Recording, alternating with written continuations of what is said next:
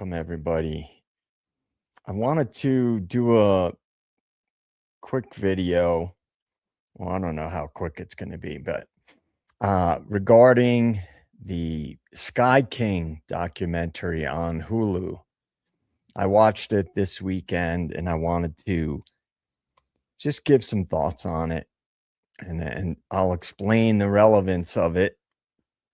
I'm sure you all can make the connection as to how you think it's relevant. Basically, Richard Beebo Russell was a 29-year-old ground services worker at the SeaTac airport. He worked for Horizon Airlines, which I believe was owned by Alaska Air or Alaskan Air. Anyway, it was basically about, I believe it was 2018. He showed up to work and he ended up stealing a plane, which was like a bombardier. Let me see if I have the actual type of plane that it was, because it's pretty relevant. So yeah, he was a ground service agent. He stole a Bombardier Dash 8 Q400, which is a twin prop airplane, passenger airplane, from the SeaTac, which is Seattle Tacoma Airport. And he basically was suicidal, essentially, and he took the plane for a joyride and pulled off a maneuver that plane is not supposed to be able to do, which was he pulled off a barrel roll and barely made it, completed the barrel roll. He barely cleared the water, so he was 10 to 20 feet above the water when he leveled back out. It was pretty crazy. If you haven't seen the documentary, I highly recommend it, because the reason why I wanted to address it is because it touches on some recurring and important themes, in my opinion. It addresses the sort of disenchantment of young people at the dissolution of the American dream, I guess. Where you think you're told that if you do this, if you work hard, you'll move up. You get married, you have kids. If you get a college degree, it'll help you get a better job, and so on and so forth. We all know the different narratives that go along with that, the old quote unquote American dream. And he was a guy who, by all accounts, seemed to be a fun loving, maybe kind of a sensitive guy. Whether or not he was able to manage that or not is a big question I think that this documentary raises. And I think that's all the stuff that made this documentary and this person, Richard Beebo Russell, resonate so much with so many people around the world, because it was sort of like this heroic act of defiance and a middle finger to corporate America, because the ground service agents at SeaTac, at least for Horizon, weren't even making minimum wage. At the time, minimum wage was in Washington was $16 an hour, and they were only making like 12 something an hour. And he had gone back to school so he could finish his degree and hopefully move up in the company into a management position, and he was denied that opportunity. And I think that may have been one of the things that precipitated him stealing that plane, because we obviously can't get into his head. He clearly was suffering, or he at least had some mental vulnerabilities that maybe weren't apparent up to that point. but he was making a statement,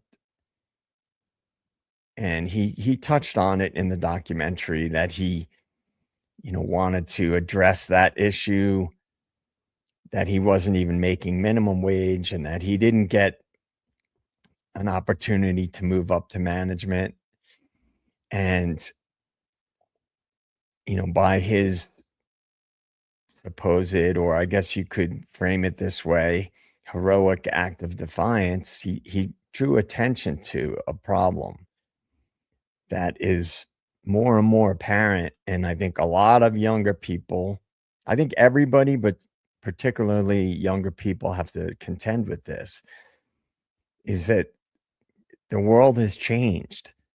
And a lot of young people, or anybody really who's not wealthy, doesn't have a really high paying job, has faced struggles and limitations based on the changing economy, globalism, and all these mechanisms that are basically stacking the deck against regular people. I can't help but to notice how this whole situation was politicized. And because he did make a statement in his a conversation with air traffic control about, he was talking to one of the air traffic controllers, and he asked him, "How did you get your job?" And the guy said, "Well, I applied online." And I think their conversation touched on, well, you could do anything, you could, move up and do things. And he said, like, "Well, I don't know, I'm a white guy." And that was glommed onto by people, and they tried to spin it like it's a right versus left thing, it's the angry white guy, and so on and so forth. But the documentary does a pretty good job of addressing maybe a more accurate version of Beebo and what he was really going through. So I'm just gonna throw up something right here, and we can discuss it. So the documentary is called Sky King. It's on Hulu and Disney Plus, and that's the a likeness of the plane that he stole and then ultimately crashed into an island, Ketron Island, after he pulled off his barrel roll and he was low on fuel. They had talked to him to try to get him to land the plane safely at a nearby airfield, a military and Air Force base, but he obviously was suicidal. And this is a short presentation here, but we'll go through it, and we can discuss. So it happened in 2018. Richard Beebo Russell, he was 28. I thought he was 29. He stole a Bombardier Q400, and the nickname, one of the I guess the model numbers of that plane was the Dash 8, and apparently pilots called it, uh, their like nickname for it was the Crash 8, because it was a not an easy plane to fly, and it had some quirky things about it. So he stole it from the Seattle Tacoma Airport, SeaTac. He had no formal flight training. He said he played some video games and that he watched some videos and figured out how to get it into the air, but he didn't know how to land it. And ultimately, after he pulled off his barrel roll, he crashed into Ketron Island, which is a small, very, very lightly populated island, which apparently had only like 30 people living on it. And so the documentary shows um, AI representations and dramatizations of his conversation with air traffic control, and they play the actual audio from those conversations. They had interviews with his loved ones and showed some home videos and things. And it addresses mental health and economic pressures, specifically in this case of aviation ground staff, how they're treated, how they're looked at by management and flight crews and things. And it discusses the viral spectacle that this case turned into. And it shows the tragic aspects of it, which I think it did really well. So Sky King, hashtag Sky King and hashtag Beebo forever trended globally.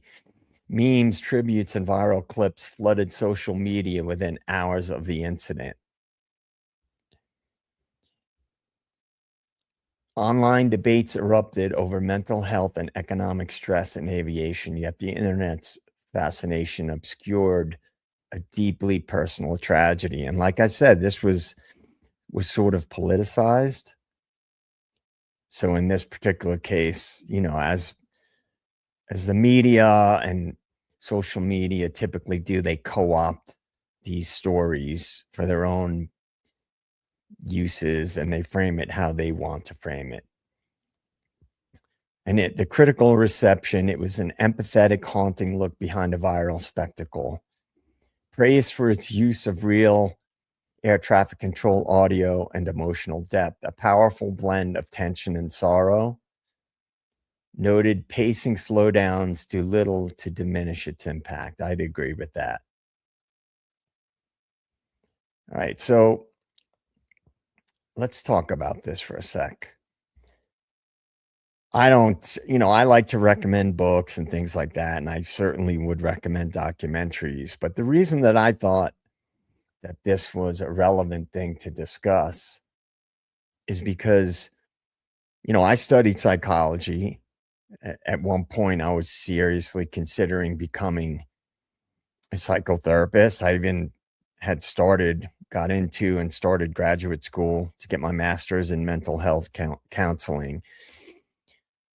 And I think that, there's a lot of people out there that have vulnerabilities that others may not see. If they're like a fun-loving, funny person, like by all accounts, Beebo Russell was.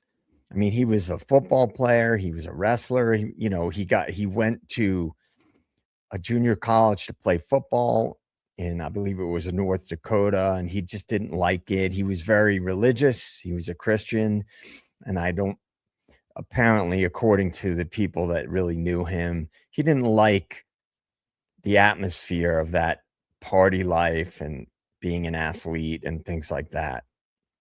He didn't align it didn't align with his Christian beliefs, apparently. He had also tried to get into the military and pursued a job in law enforcement, but because he was overweight, he got denied those opportunities.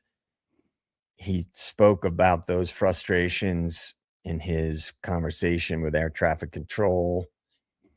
And in my opinion, I'm sure people will have different ways to frame it. It really does a good job of addressing the struggles that people face, both emotionally, psychologically, financially.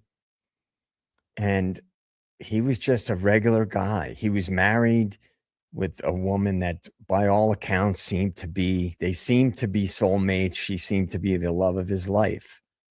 But I think she came from a very traditional family with traditional gender roles, and he maybe felt that he failed her because he was not able to obtain a high-paying job to help, to be a provider, and I think that is touched on in the documentary, and it's an interesting thing to think about. Um, I have to say, it was a touching documentary because anybody that's had these types of struggles can relate to it.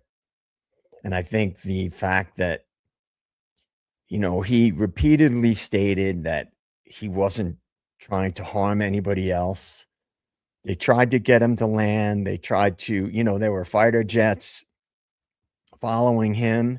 Now, of course, my mind goes to the idea, was he shot down? The narrative is that they didn't shoot him down. He crashed into the island. You know, it's another thing we'll never get the truth about, most likely. But there was some weirdness in the transmissions between air traffic control and the fighter pilots that were shadowing him up to that point. Now, he was running out of fuel, so I'm not saying it's not possible that he realized he was running out of fuel. He wasn't going to be able to land it, and he just crashed it. However, one of their intentions, and it's touched on in the documentary, if you pay attention, read between the lines, was to find an area to shoot him down. And one of the things they wanted to do was get him over the water so they could shoot him down. Now, obviously, they weren't going to tell him that because they didn't know if he was dangerous and if he was going to try to crash it into something and harm people. But logically, it would make sense that if a plane was shot down before it crashed, then there wouldn't be as big of an impact with the ground or whatever it crashed into. Again, they showed little snippets of like the fire where the plane supposedly crashed, and you can't see specific debris. So he didn't have a lot of fuel on. So again, this is just my opinion. And you know what? Just to cover myself here is just my opinion, is my little disclaimer I'm throwing up over my face. It's just opinions, theories, and perspectives based on research and available information. It's for information, education, and entertainment purposes only. Always do your own research, think critically, and trust your own judgment. We encourage open-minded discussion and respectful dialogue. Anyway, just had to get that out of the way. My mind tends to go to the conspiratorial angle because we've been lied to by the government and the mainstream media so much. It would make logical sense to me that they would have shot him down before he crashed the plane. So that's just something that I thought about.